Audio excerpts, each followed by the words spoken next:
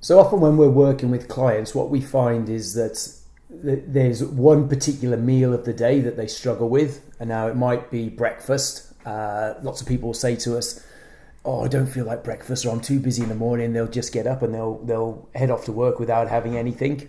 Might be lunchtime for people if they're out at work or busy, or busy trying to get something organised, or when they might be fine for breakfast and lunch, and then when they get home, that's when the shit hits the fan. Everything goes out the window. Yeah.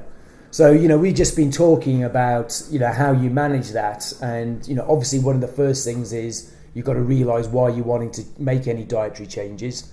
And then identify some of the different solutions. It sounds pretty obvious, but so say for breakfast, working out, you only need 2 or 3 different options for each meal. Yeah, it's best actually to not have too many options. Yeah. Too much choice in itself creates problems with making decisions. Yeah. So and then in order to be able to do that, often you might need to work with a coach or a nutritionist, or be part of a Facebook group where you can bounce around some ideas of what those options are. But if you want to get success, if you identify what that problem meal is and you sort that one out first, then I think you're on the road to getting to making the changes that you want to make. Yeah, I think that's right.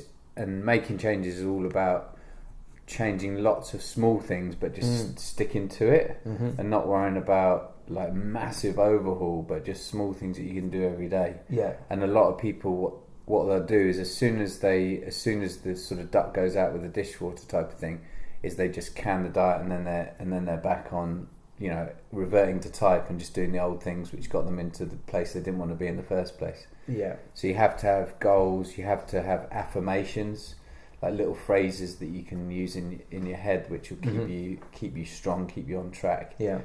And then you have to have the forethought and the skill to have the correct options in place, which are going to make you succeed. Yeah, it's the organisation. Yeah, exactly. So if you want to have eggs for breakfast, you've got to have some eggs in the house. Exactly. Yeah. Don't think, I would have had eggs, but we didn't have any in the house. Come on. That might be an excuse if you're an 8-year-old, but not as a grown adult. And it sounds so simple, but it's the simple habits that actually bring the success. Yeah.